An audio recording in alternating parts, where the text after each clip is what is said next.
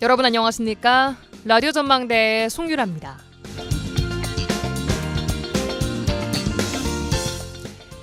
재집권에 성공한 미국 도널드 트럼프 대통령의 취임식이 8시간 앞으로 다가왔습니다. 우리나라 재계 주요 인사들은 이미 워싱턴 DC로 떠나 취임식에 참석할 것으로 알려지고 있는데요. 정치권 내에서도 트럼프 대통령 취임식에 참석한다고 알려진 인물이 대표적으로 나경원 국민의힘 의원이었죠. 야당의 내란 선동으로 대통령이 탄핵됐다는 것을 적극적으로 알리겠다라고 했는데요. 트럼프 2기 행정부가 출범을 앞두고 한국의 불안정한 정치 상황에 대해서 우려를 표하고 있는 상황 속에서 미 대통령의 취임식을 일방적인 정치 공방의 장으로 활용한다는 것에 물음표를 던질 수밖에는 없을 것 같습니다.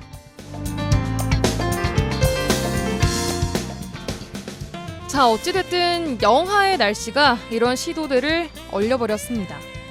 영하의 북극 날씨의 취임식이 실내에서 열리기로 하면서 정치권의 참여는 사실상 불발됐기 때문인데요. 불확실한 대미 관계와 외교 관계에 대해서 이제 기댈 곳은 취임식 대미를 장식하는 무도회에 참석한다는 재계 인사들 뿐입니다.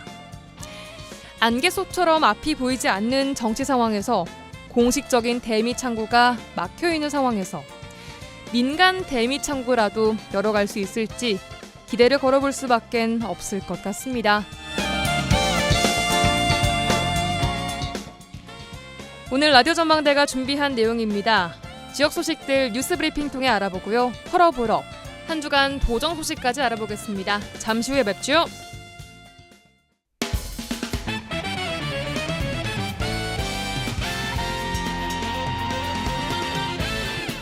라디오 전망대 1월 20일 월요일 순서 출발합니다. 지역 뉴스부터 정리해보죠. 뉴스 브리핑 GBS 뉴스 차범준 편집국장 연결합니다. 안녕하세요. 네, 안녕하세요. 오늘 소식은 순천부터 가보겠습니다. 최근 순천 지역에 건설업체 등록이 늘고 있지만 이들 건설업체에 대한 자격관리나 감독이 부실하게 이루어지고 있다는 지적이 나오고 있어요. 네, 최근 순천 지역에 건설업체 등록이 늘고 있지만 일부 등록 요건을 갖추지 못한 부실업체가 편법으로 등록을 하고 공사에 참여하면서 부실공사에 대한 우려가 나오고 있습니다. 네. 보도에 따르면 순천시의 건설업체는 지난 5년 동안 행정당국의 지도 점검 부실로 무분별하게 업체가 증가했고 또 부실업체로 증가로 인해 관내 공사 현장이 부실공사로 이어질 수 있다는 우려가 나오고 있습니다. 네. 지역 일부 건설업체는 이 행정기관의 건설업체 등록 업무와 관리 업무가 형식적으로 진행되면서 불법 업체들의 난립이 발생하고 있고 결과적으로 시민들과 건실한 업체가 피해를 보고 있다는 주장입니다. 업계 일부에서는 건설업체 등록 요건이 법적으로 요구되는 기술 능력을 갖춘 기술자와 일정 금액 이상의 자본금 그리고 시설 장비를 보유해야 하는데 일부 부실 업체가 자격증 대여와 사채 활용 또 허위 잔고 증명 등으로 형식적인 요건만 충족해서 등록을 하고 사업체를 운영하고 있다는 것입니다. 예. 지역 건설업체에서는 최근 지자체들이 지역경제 활성화를 위해 상반기에 사업 발주를 진행하는 신속 예산 집행을 하는 경우가 많은데 순천시의 경우 공사와 용역의 80%를 상반기에 집행할 계획인데 이 과정에서 부실 건설업체가 사업을 맡을 가능성이 높다는 지적입니다. 네, 발급된 건설업 면허나 자격에 대한 철저한 지도 점검 등을 통해서 부실업체를 좀 걸러내야 될 것으로 보이는데 이번 논란을 두고 순천시는 어떤 입장인가요? 네, 건설업체의 자격관리에 대한 부실 논란에 대해 순천시는 언론을 통해 지난 2024년 기준 관내 78개 업체 82건을 조사해 등록 말소 4건, 영업정지 10건 등의 행정처분을 내렸고 점검이나 모니터링을 지속적으로 실시하고 있다고 밝혔습니다. 예. 또한 순천시는 이 페이퍼 컴퍼니 건설을 위해 낙찰 업체의 등록 기준을 조사하고 부적합한 경우 계약을 체결하지 않는 등의 조치를 취하고 있다고 해명했습니다. 네. 순천시의 부실 자격 업체 적발 및 행정처분 조치에 대해 지역 일부 건설업 관계자는 행정기관의 지속적인 단속에도 불구하고 관내 일부 업체에서 자격증 대여나 불법 자본금 충족 등의 문제가 여전히 계속되고 있다며 행정당국의 지속적인 관리와 조치를 요구하고 있습니다. 예. 해당 논란에 대해 지역 일부에서는 행정기관의 단속도 중요하지만 지역 전문 건설업 협회가 나서서 이 불법 하도급이나 이 편법 공사를 단절하고 건전한 건설업 육성을 위한 자정 노력도 함께 필요하다는 주문이 나오고 있습니다. 예, 알겠습니다. 다음은 광양 소식 듣겠습니다. 여순 사건 당시 광양시와 하동군 주민들의 희생자가 매장되어 있을 것으로 추정되는 광양시 진상면 매티제 유해 발굴 작업이 내일부터 진행이 될 예정이라고요. 네, 여순 사건 희생자들의 유해가 매장되어 있을 것으로 추정되는 광양시 진상면 비평리 매티제에서 내일 개토제를 시작으로 유해 발굴이 본격적으로 진행됩니다. 유해 발굴이 진행되는 진상면 매티제는 여순 사건 당시에 광양 지역 희생자들뿐 아니라 하동군 보도연맹 사건 희생자들이 처형된 장소로 추정되고 있습니다. 예. 또 사건 발생 당시부터 현재까지 당시의 지형이 거의 변하지 않고 원형을 유지하고 있어 그동안 지역에서는 유해 발굴 가능성이 높은 지역으로 꼽혀왔습니다. 예. 이번 유해 발굴은 광양시와 여순 사건 광양유족회에서 여수 순천 11구 사건 진상규명 및 희생자 명예회복위원회의 요청으로 이루어진 것으로 유해 발굴에 대한 본격적인 논의는 지난해 9월부터 시작된 바 있습니다. 네. 유해가 발굴된다면 희생자들의 유해가 76년 만에 유족들에게 돌아갈 것으로 보이는데요. 유족들은 그 누구보다 발굴을 좀 기다리고 있을 것 같아요. 네, 내일 열리는 유해 발굴 개토식에는 광양시와 하동군의 부군수, 여순사건위원회 진상규명 관계자, 전라남도 여순사건 지원단장, 광양시와 하동군의 유족 대표 등이 참석한 가운데 진행될 예정입니다. 예. 여순사건 광양유족회는 매티제의 유해 발굴이 여순사건의 진실을 밝히는 중요한 계기가 되기를 바라고 또 이번 작업을 통해 유족들의 아픔이 조금이나마 위로받고 또 희생자와 유족의 결정도 신속하게 이루어지길 희망한다고 입장을 냈습니다. 예. 이번 광양시 진상면의 매티제에서 유해가 발굴되고 발굴이 마무리되면 이 행정당국은 유전자 정밀 검사를 거쳐 유족들에게 유해를 인계할 예정입니다. 네, 여순 사건이 이제 발생한 지 76년이란 긴 시간이 이미 지났습니다. 그만큼 이번 발굴이 좀 유의미할 수 있기를 기대해 보겠습니다. 오늘 끝 소식은 여수 소식입니다. 최근 여수시의 사회복지 수혜 대상자가 늘고 관련 업무도 확대가 되면서 해당 업무를 전문적으로 감사할 수 있는 감사팀의 신설 그리고 인력 배치가 필요하다는 지적이 시의회에서 나왔어요. 네, 여수시의회에서 여수시의 사회복지 업무에 대한 전문적인 감사를 진행할 수 있는 감사팀의 신설과 인력 배치를 서둘러야 한다는 지적이 제기됐습니다. 예. 여수시의 사회복지생활시설은 2024년 6월 기준 노인과 장애인, 아동 등 총 65개소 959명이 종사하고 있고 이용자는 하루 평균 1287명에 달하고 있는 것으로 확인됐습니다. 또 사회복지 이용시설로는 어린이집이나 경로당, 지역 아동센터 등 총 776개소로 하루 평균 34,558명이 이용하고 있는 것으로 조사됐습니다. 예. 여수시의 사회복지 분야 예산 역시 여수시 한 해 예산 중 약 30%의 비중을 차지하는 이 막대한 보조금이 지원되고 있는 것으로 확인되면서 해당 업무에 대한 전문적인 감사팀의 신설 요구가 최근 여수시 의회를 중심으로 계속돼 왔습니다. 네, 여수시의 예산 중에 30%가 사회복지 예산이다라고 하셨는데 인구 고령화 등으로 앞으로 시의 사회복지 예산이 더 늘어날 수도 있을 것으로 보인다고요? 어떻습니까? 네, 여수시의회는 지난 2022년과 2023년에도 여수시 집행부에 대한 행정사무감사를 통해 여수시의 이 사회복지 분야의 전문감사팀 신설을 제안한 바 있습니다. 예.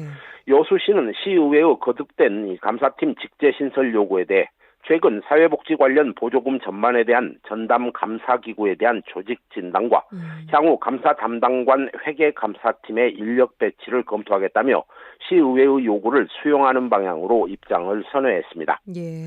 여수시의회는 사회복지는 지역민들과 밀접한 관계가 있는 사업으로 보다 투명한 운영이 필요하고 그동안 담당 직원의 업무 과중으로 인한 적정한 지도 점검이 이루어지지 않았다며 전문 감사팀 신설을 적극적으로 요청한다고 강조했습니다. 여기까지 듣겠습니다. 뉴스브리핑 GBS 뉴스 차범준 국장과 함께했습니다. 고맙습니다. 네, 고맙습니다.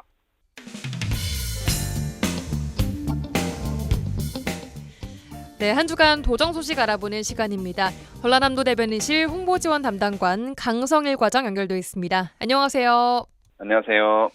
네, 오늘 소식은 제주항공 여객기 참사 합동 추모제 이야기부터 들어보겠습니다. 지난 18일 토요일이죠. 179분 희생자에 대한 합동 추모제가 무안공항에서 열렸습니다. 관련 내용부터 쭉 한번 정리를 해주시죠. 네, 제주항공 여객기 참사 희생자 합동 추모식이 18일 무안국제공항 여객터미널에서 정부 행사로 엄숙하게 열렸습니다.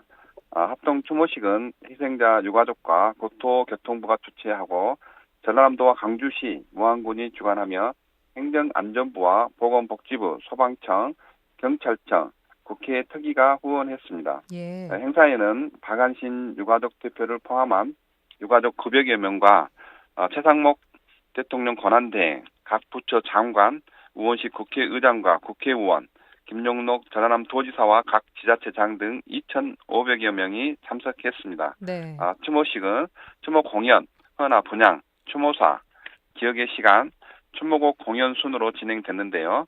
그동안 공항 2층 계단에 포스트잇으로 남겼던 조문객과 유가족의 추모 메시지 등을 LED로 성출하기도 했습니다. 예. 특히 기억의 시간 행사에서는 유가족과 국민 조문 행렬, 현장 수습 대원과 자원봉사대의 활동 장면을 담은 추모 영상이 상영되었고 유가족께서 희생자에 보내는 편지를 낭독하셨는데요. 예. 그 슬픔과 통안이 고스란히 전달돼 많은 분들이 눈물을 흘리고 서로를 위로했습니다. 예. 김용록 전라남 도지사께서는 이날 추모사를 통해 유가족 돌봄, 생계 지원 등의 정성을 다하고 정부의 철저한 진상규명과 재발 방지 대책, 특별법 제정에 힘을 모으겠다고 다짐하셨습니다. 예, 큰 사고가 있었던 만큼 위축된 민생 경제 회복도 중요할 텐데요. 전남도에서 공공상생 배달앱 소비 진작 행사를 진행한다고요? 예, 전라남도는 소비자와 소상공인이 모두 상생하는 민생 경제 종합 대책 일환으로 공공 배달앱 먹개비와 상생 배달앱 땡겨요에서 소비 진작 할인 이벤트를 추진합니다. 예. 오는 20일부터 먹기비와 땡겨요 어플에서 지역사랑 상품권으로 1만 5천 원 이상 결제할 시 3천 원 상당 할인 쿠폰을 받을 수 있습니다. 27일부터 배달비 지원 쿠폰도 사용 가능합니다. 1만 5천 원 이상 결제할 시 3천 원 상당의 배달비 지원 쿠폰을 사용할 수 있으며 예. 두 할인 혜택은 중복 지원이 가능합니다. 공공 배달앱 먹개비는 2024년 연말 기준 누적 가맹점 1만 1천 개소, 상생 배달앱 땡겨요는 누적 가맹점 3천 개소로 우리 지역에서 운영 중인 많은 가게들을 찾아볼 수 있으니 도민들께서는 많은 이용 부탁드립니다. 네, 공공배달앱 먹개비와 상생배달앱 땡겨요에서 하고 있는 할인 이벤트 이야기 전해드렸고요. 그런가 하면 고물가와 소비심리 위축 등으로 경영난을 겪고 있는 소상공인을 위해서 선선 결제 캠페인도 진행된다고 하는데 이건 어떤 캠페인인가요? 네, 선선 결제 캠페인은 선결제 방식으로 지역 상점의 매출을 지원해 지역 경제를 활성화하기 위한 정책입니다. 예. 특히 별도의 추가 예산 투입 없이 지역 경기 회복과 경제적 상생을 도모할 수 있다는 점에서 주목받고 있습니다. 2024년 3분기에 전남 지역 소상공인의 평균 매출액은 전년 같은 기간보다 2.7% 줄었고 전분기보다 4.2% 감소한 것으로 드러났습니다. 예. 소상공인의 경영난이 심각한 만큼 이번 선선 결제 캠페인은 공공과 민간의 협력을 통해 경기 회복과 경영 안정화에 기여할 것으로 기대하고 있습니다. 예. 전라남도 시군은 신속 집행 지침에 따라 예상 집행 가능 범위 내에서 일반 운영비 등을 지역 상점에 선결제해 침체한 지역 상권에 활력을 불어넣을 방침입니다. 또 산하 100여 개 공공기관과 나주 혁신도시에 이전한 16개 기관과도 긴밀하게 협조하고 농협전남지역본부, 강주은행을 비롯한 금융공과도 도내 대중소기업에도 캠페인 참여를 독려하겠습니다. 예, 알겠습니다. 다음 소식 듣겠습니다. 담양 유경오리 농장에서 조류 인플루엔자가 발생했습니다. 이제 설 명절을 앞둔 만큼 확산 차단이 굉장히 중요해 보입니다. 네, 그렇습니다. 지난 18일 담양 무정면 유경오리 농장에서 파이브형 조류 인플루엔자 항원이 검출되었습니다. 네. 해당 농장은 유경오리 41년 1만 2천여 마리를 사육하는 농장입니다. 덕추청 출하 전 검사 과정에서 전라남도 동물위생시험소 정밀 검사 결과 H5형 조류 인플루엔자로 확인됐는데요. 예. 최종 고병원성으로 확인됐습니다. 이에 전라남도는 즉시 가축위생 방역지원본부 초동 방역팀 2명을 투입해 해당 농장 출입 통제, 소독 등 방역 조치를 취하고 도 현장 지원관을 파견해 주변 환경 조사와 발생 원인을 분석했습니다. 추가 확산 방지를 위해서 선제적 탈처분을 실시하고 발생 농장 반경 10km 이내를 방역 지역으로 정해 이동 제한과 소독, 예찰도 실시했습니다. 도민들께서 안심하고 맛있고 안전한 오리 요리를 드실 수 있도록 전라남도는 적극적인 차단 방역에 총력을 기울이겠습니다. 예, 알겠습니다. 다음은 예산 이야기 해보겠습니다. 전남도 식량 분야 직불금이 올해 5,848억 원으로 작년보다 721억 원이 늘었다고요? 네, 그렇습니다. 전라남도는 농업인 소득 안정망인 농업 직불 관련 예산을 지난해보다 721억 원이 늘어난 5,848억 원을 편성했습니다. 확대된 예산으로 기본형 공익 직불금, 기후 위기 시대 식량 안보 강화를 위한 선택형 전략작물 직불금, 저탄소 농업 프로그램을 확대 지원할 계획입니다. 예. 특히 면적 직불금 지급 단가를 평균 5% 인상했습니다. 1헥타르당 100만 원에서 205만 원이었던 면적 직불금이 136만 원에서 215만 원으로 인상해 지급됩니다. 네. 또 논밭 간 지급 단가 격차를 완화하기 위해 논에 비해 62에서 70% 수준이었던 비진흥 지역 밭 지급 단가도 80% 수준으로 인상했습니다. 또 올해 깨를 하계 품목에 신규 추가하고 곡물 자급률 향상을 위해 밀은 1헥타르당 50만 원에서 100만 원으로 하계 조사료는 430만 원에서 500만 원으로 지급 단가를 인상했습니다. 예. 또한 벼 재배 과정에서 발생하는 온실가스를 줄이기 위해 중간 물떼기, 논물 얕게 걸러대기 등 저탄소 농업 프로그램에 많은 농업인이 참여하도록 신천 면적 퇴소 기준을 50헥타르에서 20헥타르로 완화하고 예산도 9억 원에서 27억 원으로 증액했습니다. 예. 앞으로도 지속 가능한 농업과 농촌 발전을 위해 청년 농업 육성 등 다양한 신규 선택 직불 사업을 발굴하겠습니다. 네, 알겠습니다. 전남 인구 증대를 위한 이민 정책 중에 하나죠. 외국인 주민 정착 지원 사업에 대한 수행 기관을 모집한다고요? 네, 그렇습니다. 외국인 주민의 안정적 정착과 지역사회 적응을 돕기 위해 2025년 외국인 주민 정착 지원 사업을 수행할 기관 4개소를 모집합니다. 외국인 주민 정착 지원 사업은 전라남도 외국인 주민 지원 조례에 따라서 2014년부터 각 권역별로 추진되고 있습니다. 네. 특히 올해는 외국인 주민의 다양한 수요를 반영하기 위한 한국어, 정보화 교육 등 역량 강화 교육, 찾아가는 이동 상담소 운영, 문화체육 행사, 공동체 운영 지원 등 다양한 사업 유형을 분야별로 구분해 추진할 예정입니다. 네. 수행 기간 대상은 전남 소재 비영리 법인이나 비영리 민간단체이며 신청은 오는 2월 5일까지 전라남도 누리집 공고를 참고해 이메일이나 우편으로 접수하시면 됩니다. 예. 사업 수행 기간으로 선정되면 개소당 2천만 원의 사업비가 지원되며 3월부터 12월까지 10개월간 외국인 주민 정착을 위한 다양한 프로그램을 운영하게 됩니다. 예, 알겠습니다. 여기까지 듣겠습니다. 전남도 대변인실 홍보지원 담당관 강성일 과장과 함께했습니다. 고맙습니다. 네, 감사합니다.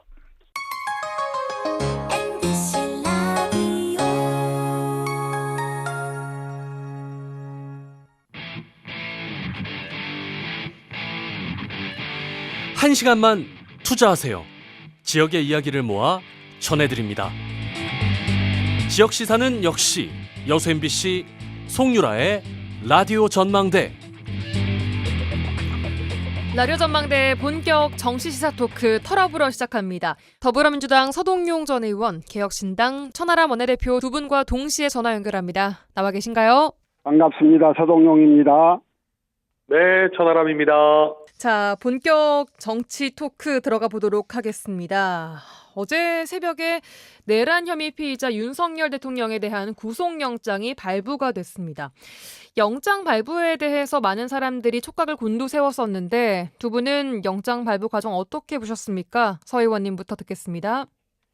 예, 제 주변은 대체로 구속영장이 발부될 것으로 예상하는 분위기였어요. 예. 대부분 이제 예상했던 대로 결과가 나온 것이라고 생각이 되는데 이건 법원이 상식적 판단을 해준 거다 이렇게 생각이 되고요. 예. 근데 저는 이제 더욱 이해할 수 없는 게 윤석열 본인하고 그 변호인들의 태도입니다. 이 사람들이 그동안에 했던 뭐 여러 가지 행태들이 단순히 지지층 결집을 위한 것만이 아니라 이 사람들도 실제로 구속영장이 기각될 수 있다는 기대를 갖고 있었던 게 아닌가라는 생각이 들던데요. 이분들은 이제 평생을 검사로 일해왔으니까 잘 알 겁니다. 윤석열 자신도 그렇고 변호인을 맡은 석동현, 윤곽근 뭐 이런 사람 잘 알 텐데요. 예. 구속영장이 청구된 피의자가 자신의 행위에 불법성이 없다고 주장하는 건 흔히 뭐 구속영장이 청구되면 다 그렇게 합니다. 그런데 그런 경우에 법원이 영장을 다 기각하지 않거든요. 또 법원은 중한 형벌이 예상되는 피의자에 대해서는 도주의 우려를 굉장히 좀 폭넓게 봅니다. 예. 그리고 무엇보다도 그간 윤석열이 보여준 행태로 비추어 보면 법원이 증거를 인멸할 우려가 있다. 이렇게 볼 가능성이 아주 컸던 사안이거든요. 예. 그런 사정이 있음에도 불구하고 윤석열과 그 변호인들이 구속영장 기각을 기대했다는 건 타인의 불법성에 대해서는 준엄하고 단호한 태도를 보이면서 막상 자신을 향하는 수사의 칼날에 대해서는 정반대의 지극히 자신에게 우호적인 그런 법률 해석을 하는 모습을 보여주는 것이어서 저는 그게 오히려 좀 씁쓸하다는 생각이 들었었습니다. 씁쓸하게 보셨다. 천 대표님은 영장 발부 과정 어떻게 보셨습니까? 네, 아마 지금 서 의원님 잘 말씀해 주셨는데, 사건을 똑바로 볼 수 있는 사람들은 당연히 구속될 거라고 생각했을 겁니다. 예. 물론 어쨌든 지금 대통령의 신분을 유지하고 있고, 헌정사의 비극이고, 안타까운 일인 건 맞습니다만, 지금 어쨌든 김용현 국방부 장관을 포함해가지고, 군 수뇌부, 지금 이 위헌적인 비상계엄을 수행했던 사람들이 모두 내란 혐의로 구속이 되어 있기 때문에, 예. 그 우두머리인 윤석열 대통령이 구속이 안 될 수는 없었겠죠. 그런데 이제 본인들만 그래도 나는 내가 대통령이니까 내지는 우리는 크게 사실 잘못한 거 없다 이러면서 이제 이상하게 조금 잘못된 망상에 빠져 있었던 것 아닌가. 그래서 결국 법원에서는 상식적이고 당연하게 할 수밖에 없는 구속 결정을 한 것 아닌가 그렇게 평가합니다. 예, 두 분 다 상식적인 판단이었다라고 보셨습니다. 자, 그렇다면 구속 이후에도 지금 공수처 조사에 응하지 않고 있는 지금의 윤 대통령의 행보, 향후 재판에 어떤 영향을 미칠 거라고 보십니까, 서 의원님? 예, 일단 이제 지금 계속 그럴 것 같죠. 지금까지 공수처에 대해서 계속 문제 제기를 해왔기 때문에 예. 구속이 됐다고 해서 갑자기 공수처 수사에 협조하지는 않을 것 같고요. 반면에 이제 검찰의 사건이 이관되고 나서는 거부할 명분이 없기 때문에 조사에 응하지 않을까라는 생각이 들기는 하는데요. 예. 이렇게 이제 조사에 응하지 않게 되면 수사를 제대로 할 수 없고 그러면 나중에 재판에 영향을 미치는 게 아닌가 하는 우려를 하시는 분들이 많이 계세요. 예. 그런데 이제 지금 내란 행위의 실체가 될 비상계엄의 발동, 계엄의 해제 과정, 그다음에 계엄 포고문 이런 것들은 이미 이제 방송을 통해서 다 드러나 있는 거고. 네. 지금 내란 우두머리가 윤석열인데 내란의 중요한 임무를 수행했던 내란 중요 임무 종사자들이든 여러 사람들이 지금 수사기관에서 자신의 범죄 행위와 또 내란 과정에서 각자 맡은 역할, 윤석열로부터 지시받은 사안 이런 것들을 대부분 진술을 했단 말입니다. 예. 그리고 그 진술에 부합하는 증거도 수사기관이 대부분 찾은 걸로 알고 있고요. 예. 그렇기 때문에 윤석열이 조사에 응하지 않는다고 해서 그분의 내란 우두머리 혐의가 감춰지거나 또 수사기관이 그걸 입증하는데 크게 어려움을 겪지는 않을 거다. 그래서 재판 결과에 대해서는 크게 걱정을 안 해도 될 것 같다 하는 생각을 가지고 있습니다. 알겠습니다. 천 대표님은 지금 이렇게 공수처 조사에 응하지 않고 있는 상황들이 재판에 어떤 영향을 좀 줄 거라고 보세요? 이제 물론 이제 진술거부권이라는 거는 뭐 누구에게나 있는 권리고 그걸 쓴다고 해서 불리하게 처분되지는 않습니다. 그러나 방금 이제 말씀해주신 바와 같이 이미 많은 부분들 김영현 전 국방부 장관이나 군의 수뇌부에 의해서 진술이 나와 있고 피의자 윤석열 입장에서 뭔가 본인의 해명이 되거나 아니면 어떤 좀 구체적인 상황 설명이 되지 않는다면 오히려 불리하게 작용할 수밖에 없고요. 그리고 지금 보면 완전히 묵묵부답하는 것은 아니고 일정 부분에 대해서는 뭐 김용현이 잘못 뺏긴 거다 이런 식의 얘기들이 나오면서 오히려 책임을 자기 부하 직원들에게 돌리려는 형태로 일부 진술을 하고 있는 것 같은데. 뭐 가물가물하다 기억이 이런 이야기를 했더라고요. 그렇죠. 그렇게 간다라고 하면은 오히려 이제 그 부하 직원들 입장에서는 더 배신당했다라고 하는 생각에 더 윤석열 입장에서 불리한 진술들을 더 쏟아낼 수 있는 것이거든요. 그래서 지금 전체적으로 굉장히 스스로를 더 안 좋게 하는 죽는 길로 걸어가고 있다. 저는 그렇게 보여집니다. 알겠습니다. 자, 윤석열 대통령 구속에 반대하는 지지자들의 폭동 또한 심각했습니다. 엄정한 법적 대응과는 별도로 이런 극렬한 현상이 사회에 미칠 수 있는 영향이 우려가 되는 상황인데요. 서 의원님 어떻게 보셨어요? 예, 이제 굉장히 충격적이었습니다. 이번에는 그 윤석열의 비상계엄 선포 자체하고 이 서부법원에서 일어난 폭동 이 두 가지가 저는 가장 충격적 사건이었는데요. 우리나라 사법부에 대한 국민의 신뢰가 아주 높은 편은 아니지만 그렇더라도 우리 국민은 사법부의 판단에는 승복하는 이런 문화를 가져왔습니다. 법원은 우리 사회의 다양한 갈등을 조정하는 최종 심판자의 기능을 하는데요. 심판 또는 심판의 결정이 아주 조금 마음에 안 들더라도 심판 제도 자체는 믿을만하다, 믿어야 한다는 사회적 합의가 있었던 건데 이번에는 그 합의를 깨버린 거고요. 그런데 이제 민주주의는 권력 분립의 기반 위에서 각 권한을 합리적으로 분배해서 유지되는 제도 아니겠습니까? 특히 사법부를 보면 사법부는 국민에 의해 선출된 권력이 아니에요. 그럼에도 불구하고 전문 지식을 가진 법관이 국민의 권리 의무의 범위나 행사에 관해서 판단하고 또 선출된 권력인 대통령, 입법부 이들과 관련된 차관의 문제에 대해서 최종 심판자로서의 권한을 갖고 있단 말입니다. 이거는 이제 민주주의라고 하는 정치제도가 존속하도록 하는 중요한 제도적 정치인 건데 이번에 이제 그거를 직접적으로 깨고 들어와 버린 거예요. 그래서 굉장히 저는 충격적이었다는 말씀을 드리고요. 저는 간단히 한 가지만 더 좀 지적을 드리면 우리 정치 문화예요.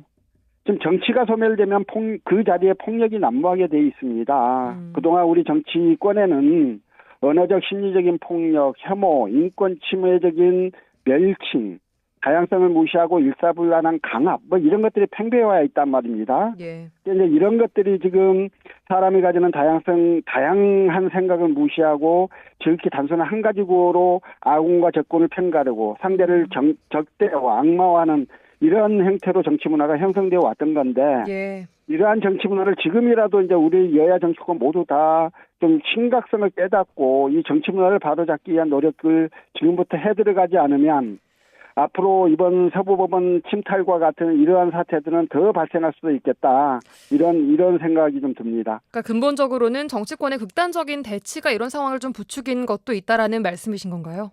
예, 저는 그게 가장 근본적 원인이 됐을 것 같다는 생각이 듭니다. 천 대표님은 정치권에 계신 분으로서 어떻게 생각하세요? 네, 맞습니다. 지금 부정선거 음모론부터 시작해서 법원에 대한 이런 과도한 공격을 제도권에 있는 집권 여당의 책임 있는 정치인들이 좀 이성을 갖고 설득을 하는 작업들을 했었어야 됩니다. 그런데 그게 아니라 오히려 지금 음모론자들에 올라타서 극렬 지지층에 올라타서 자기들의 정치적인 이득을 보려고 하고 있거든요. 그게 가장 극단적으로 나타났던 것이 백골단을 불러다가 기자회견을 하게 해준 장면 아니었겠습니까? 이런 식으로 나오고 또 지금 뭐 서부지법 앞에 시위하는 분들 뭐 훈방을 운운하면서 오히려 지금 감싼 상태로 자꾸 가고 있단 말이에요. 그러다 보니까 유튜브 하는 그 유튜버들은 돈을 벌겠다고 해서 사람들을 선동하고 또 집권 여당의 정치인들은 정치적인 팬덤을 얻겠다고 해서 사람들을 선동하고 그 와중에 실제로 그 선동에 넘어가서 실행행위를 한 국민들만 아마 굉장히 엄중한 처벌을 받게 될 겁니다. 그래서 이거는 지금 완전히 우리 정치가 심각한 퇴행을 겪고 있다. 그 와중에 많은 국민들만 피해를 보고 있다. 저는 굉장히 안타까운 상황으로 지금 보고 있습니다. 알겠습니다. 자, 내란 특검법 국회 통과 이야기로 넘어가 보겠습니다. 민주당 주도로 내란 특검법이 국회를 통과했습니다. 국민의힘이 발의한 비상계엄 특검법을 상당 부분 수용했다라는 게 민주당 입장인데 내란 특검법 내용은 어떻게 보셨습니까, 서 의원님? 예, 일단 이제 이번에 통과된 내란 특검법은 특검 추천 권한을 제3자한테 부여했죠. 여야가 아닌. 예. 그리고 국민의힘이 격렬하게 반대했던 외환죄, 내란 선전선동 혐의에 대한 그 수사 요건 뺐고요. 수사팀 규모도 당초보다는 줄였고 수사 기간도 좀 축소하고 이렇게 했습니다. 예. 민주당은 이제 최상목 권한대행이 지난번 제2요구 때 지적한 사항이 모두 해소됐으니까 즉각 공포하라 이렇게 촉구를 하고 있고 예. 그에 반해서 국민의힘은 통과된 특검법 중에 수사 과정에서 인지된 관련 사건을 수사할 수 있도록 한 것. 이게 수사 범위를 무한정 넓힐 수 있는 대표적인 독소조항이다. 그러면서 거부권 행사를 건의하겠다고 밝히고 있거든요. 예. 일단 이제 국민의힘 주장은요. 저는 뭐 말이 되지 않는다고 생각해요. 특검의 수사 범위가 정해져 있다 하더라도 말입니다. 예. 수사를 하다 보면 새로운 범죄 혐의를 발견할 수 있지요. 그러면 이렇게 발견한 새로운 범죄 혐의를 인지수사하는 건 당연한 일이에요. 만약 이걸 못하게 하면 범죄 사실을 발견했음에도 불구하고 그냥 덮으라는 말이 되는 건데 그건 너무 부당하지 않겠습니까? 근데 이제 국민의힘은 이 관련 사건 인지수사 규정이 외환죄, 내란, 선전선동 혐의 이런 것들에 대한 수사를 제한 없이 가능하게 할 거다. 그래서 이제 우려를 한다고 하는데요. 예. 이 혐의들은 당초 법안에 들어있다가 이번에 뺀 거잖아요. 그러면 특검이 앞으로 이제 신설된 특검이 아주 불가피한 경우라고가 아니면 외환과 내란 선정선동 혐의에 대해서는 적극적으로 해당 혐의를 수사할 수 없을 거예요. 그게 너무 상식적인 그 법 해석이라고 볼 수가 있고요. 예. 만약에 국민의힘이 정의구심이 생기면 법안에다 부대 의견을 좀 달아주면 될 겁니다.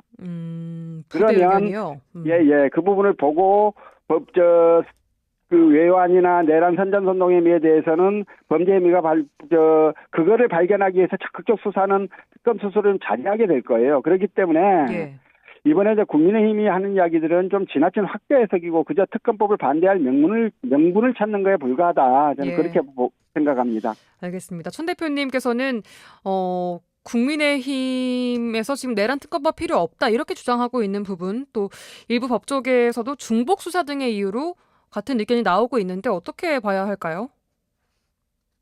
뭐 일정 부분은 수사가 많이 되어 있는 건 맞긴 합니다. 예. 그런데 어쨌든 지금 공수처와 경찰, 검찰 또 뭐 군 검찰까지 해서 여러 수사기관이 난립되어 있고 또 앞으로 남아있는 수사 부분에 있어서 중복 수사가 발생할 우려들도 있습니다. 예.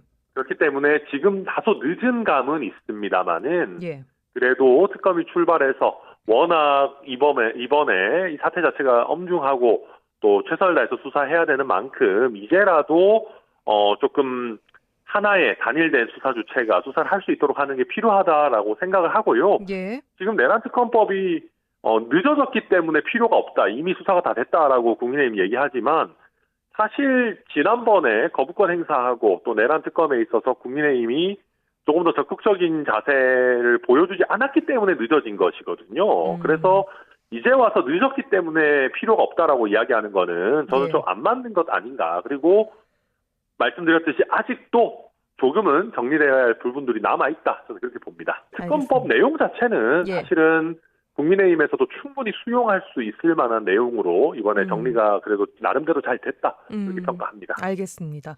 자, 국민의힘에서는 안철수 의원만 찬성표를 던졌습니다. 지난해 12월 있었던 내란 특검 상설 특검 법안 표결에서는 국민의힘 의원 22명이 찬성표를 던졌고 이틀 뒤에 있었던 내란 특검법 표결에서는 국민의힘 의원 5명이 던졌습니다. 찬성표를. 점점 찬성표가 지금 줄어들고 있는 상황 어떻게 읽어야 할까요, 서 전 의원님? 예, 내란 상설특검법안에 대해서 그때 국민의힘 의원 22명이 찬성을 했습니다. 다수가 찬성을 한 건데요. 예. 그건 내란 수사가 특검을 통해 진행되는 게 좋겠다 이렇게 생각하는 사람이 그만큼 많다는 의미일 거예요. 그런데 이제 그 이후에 내란 특검법 여기에서는 그 특검 추천권을 야당에 주는 거에 대한 거부감이 있어서 찬성표를 던진 사람의 숫자가 줄어든 걸로 보이고요. 예. 반면에 이번에 이제 그 특검법은 좀 제3자 추천 방식이지 않습니까? 예. 그러면 국민의힘 의원들의 그 다수 거부감들이 좀 이제 상쇄됐다고 봐야 될 거고, 그 다음에 지난번처럼 이제 다른 법안하고 같이 묶어서가 아니라 이번엔 내란 특검법만을 표결하기 때문에 예. 그만큼 찬성표가 좀 더 나올 수도 있겠다. 좀 그런 기대를 해봅니다. 천 대표님은 어떻게 보셨어요?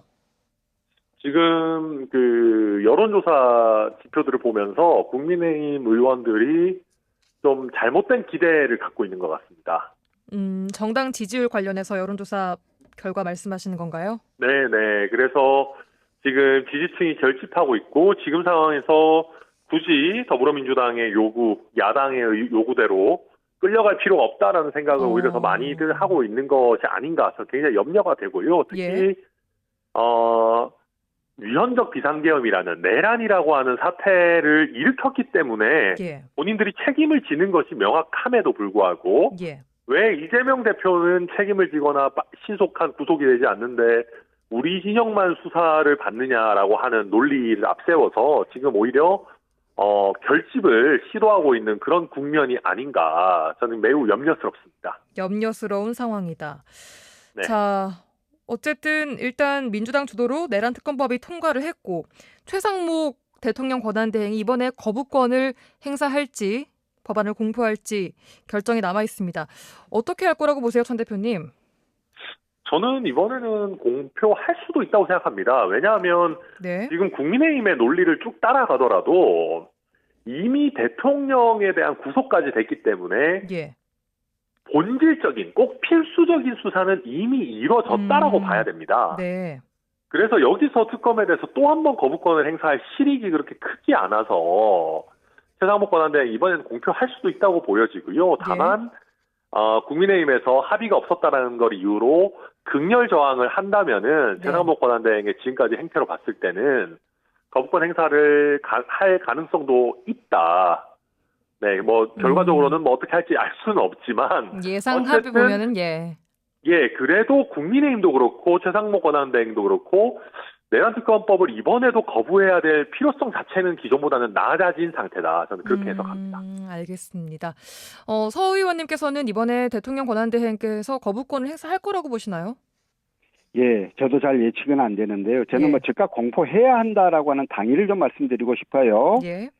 민주화 이후 윤석열 전까지 역대 대통령이 법안에 대해서 거부권 행사한 게 총 16번이라는 거 아닙니까? 예. 그런데 윤석열의 권한대행인 한덕수, 최상목 두 사람이 행사한 거부권이 9번이에요. 노태우 대통령이 5년간 행사한 거부권보다 훨씬 많습니다. 이 점을 반드시 좀 기억해야 한다. 예. 거부권을 남발하다가는 의회주의를 훼손한 대표적 사례로 역사에 이름을 남길 수도 있다. 그런 점들을 좀 강조해서 말씀을 드리고 꼭 좀 공포해 주기를 당부드립니다. 알겠습니다. 자, 이제 대통령 탄핵 심판 이야기로 넘어가 보겠습니다. 토나람 원내대표님께서는 국회 탄핵소추단에 계시는데요. 헌재 탄핵 심판 변론기일에도 참석을 하셨습니까? 네, 했습니다. 당시 법정 분위기 좀 어땠습니까? 우선 저희 국회 측에서는 탄핵을 해야 되는 법리적인 또 사실적인 이유를 그렇게 길지 않게 한 20-30분 가량 변론을 했고요. 예. 피소추인 윤석열 측의 대리인들은 굉장히 장황하게 이야기를 했습니다. 네. 2시간 이상 이야기를 한 것 같은데요. 예. 그런데 문제는 변론 내용이 좋으면 뭐 2시간이든 3시간이든 뭐가 문제겠습니까마는 그 장황한 변론의 절대 대부분이 부정선거음모론이었습니다. 아, 그랬어요. 네, 부정선거를 밝히기 위해서 중앙선거관리위원회를 침입을 해서 그렇게 할 수밖에 없었다. 예. 대통령의 권한이자 의무다. 그런 얘기만을 굉장히 오랫동안 반복했고요. 예. 그러다 보니까 지금 국회 측에서 저희가 주장하고 있는 형식적 절차도 하나도 지키지 않고 국무회의 안 하고 문서도 제대로 없고 이런 부분들에 대해서 예. 제대로 된 답변은 없었습니다. 그래서 결국은 제 생각에는 이 사람들이 헌법재판을 이기기 위한 노력은 거의 없고요. 예. 헌법재판 자체를 부정선거 음모론 선동의 장으로 쓰고 있다. 그래서 이런 부분들을 헌법재판관들도 꿰뚫어 봤기 때문에 예. 너무 이 부정선거 음모론 얘기에 대해서는 시간을 10분만 잘라서 변론을 제한하기도 할 정도였습니다. 그랬군요. 내일과 모레 다음 달 4일에도 변론 기일이 잡혀 있는데 김용현 전 국방장관을 비롯해서 비상계엄에 참여한 국가정보원, 경찰청 등 관련자들이 증인으로 채택이 됐습니다. 탄핵 심판 본 궤도에 오르면서 어떤 내용들이 좀 쟁점이 될 거라고 보세요, 천 대표님?